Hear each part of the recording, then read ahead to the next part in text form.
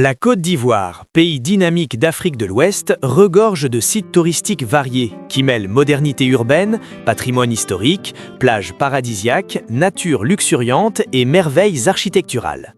Voici mon top 5 des sites touristiques les plus emblématiques et incontournables, classés du 5e au 1er.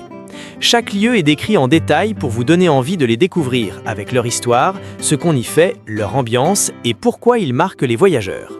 5e. Le parc national de Taï ou d'autres parcs comme Comoé. Situé dans l'ouest du pays, près de la frontière libérienne, le parc national de Taï est l'un des derniers grands blocs de forêt primaire d'Afrique de l'Ouest et un site classé au patrimoine mondial de l'UNESCO. Il couvre environ 3300 km² et abrite une biodiversité exceptionnelle. Ce qui frappe d'abord, c'est l'immensité de la forêt tropicale humide, des arbres géants culminant à plus de 50 mètres, un sous-bois dense où percent à peine les rayons du soleil et un concert permanent d'oiseaux, de singes et d'insectes.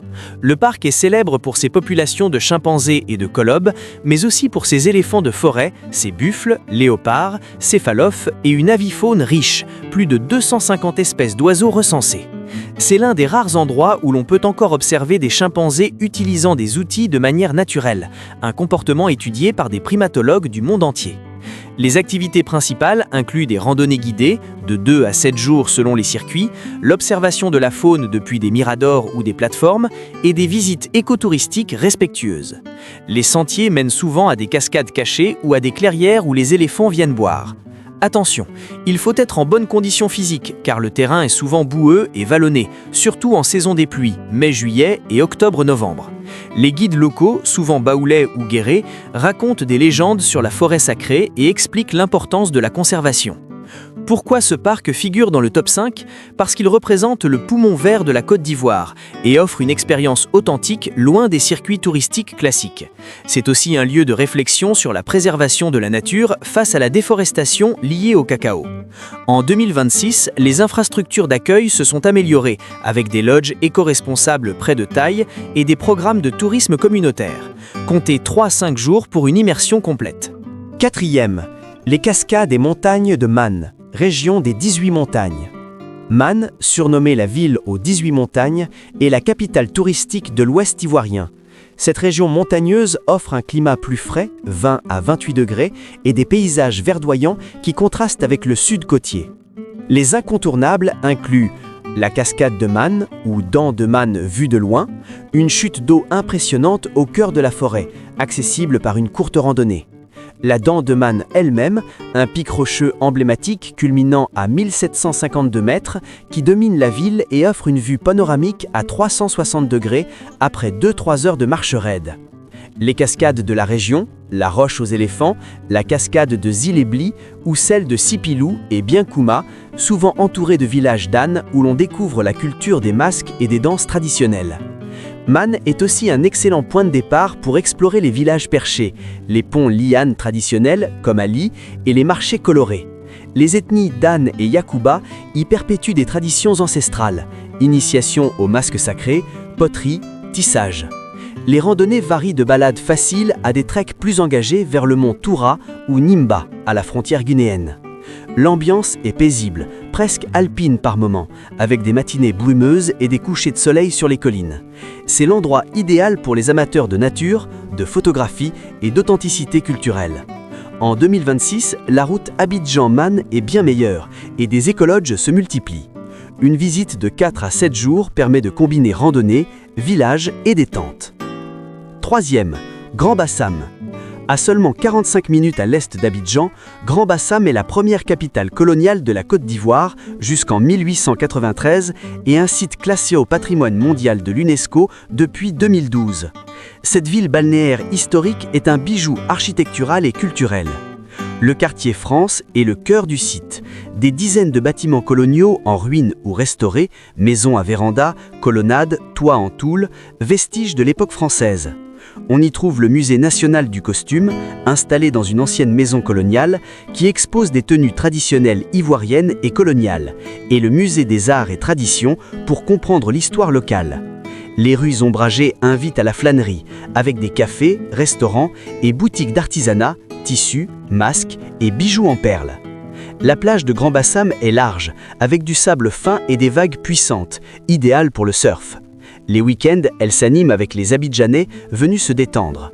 À proximité, le parc national des îles Eotilé propose des balades en pirogue parmi les mangroves et les lagunes, avec observation d'oiseaux et de singes. Grand Bassam incarne le mélange parfait, histoire coloniale, culture ivoirienne vivante et farniente balnéaire. C'est une escapade parfaite depuis Abidjan pour 1 à 3 jours. Deuxième, Abidjan, la capitale économique. Abidjan n'est pas la capitale politique, c'est Yamoussoukro, mais c'est la véritable locomotive du pays et une métropole vibrante de plus de 6 millions d'habitants. Construite autour de la lagune ébriée, elle est souvent comparée à un petit Manhattan africain. Les quartiers à ne pas manquer: Plateau, le centre d'affaires avec ses gratte-ciel, la pyramide, la cathédrale Saint-Paul, moderne et impressionnante; Cocody, résidentiel chic, avec le palais présidentiel, l'hôtel Ivoire, symbole des années 60-70, et ses ambassades; Treichville et Marcory, ambiance populaire, marchés animés, maquis, bars, restaurants, ou déguster attiéké, poulet braisé et garba. Banco, la forêt classée en pleine ville, idéale pour des balades nature. On peut faire une balade en bateau sur la lagune, visiter le marché de Cocoville pour l'artisanat ou explorer la vie nocturne trépidante, clubs, concerts de coupé-décalé et zouglou. Abidjan est aussi un paradis gastronomique, street food, restaurants fusion, fruits de mer frais. C'est une ville qui ne dort jamais, mélange de luxe et de simplicité, de modernité et de tradition. Un séjour de 3-5 jours est idéal pour en saisir l'essence. Premier, la basilique Notre-Dame de la Paix de Yamoussoukro. Au sommet du classement, la basilique Notre-Dame de la Paix à Yamoussoukro est le site touristique numéro 1 de Côte d'Ivoire.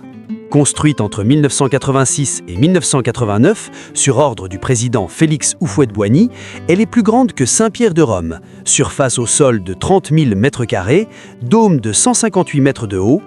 Son architecture est grandiose, une coupole immense, des vitraux colorés représentant des scènes bibliques avec des figures africaines, un parvis gigantesque entouré de jardins et d'un lac artificiel avec des crocodiles sacrés, symbole du pouvoir d'Houphouët-Boigny. L'intérieur est impressionnant par sa hauteur, sa lumière et son silence presque mystique. Yamoussoukro elle-même est atypique. Capitale politique depuis 1960, elle abrite le palais présidentiel, non visitable, la mosquée et un immense marché. La basilique domine la savane environnante, créant un contraste surréaliste. Les visiteurs montent dans la coupole, ascenseur plus escalier, pour une vue panoramique.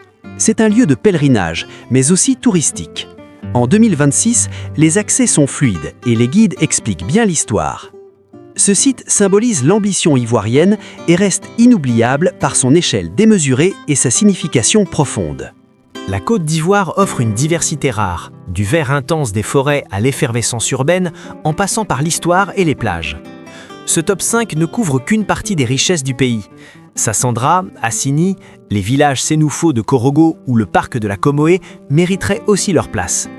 Prévoyez au moins 10-15 jours pour un circuit complet. Bon voyage en terre ivoirienne.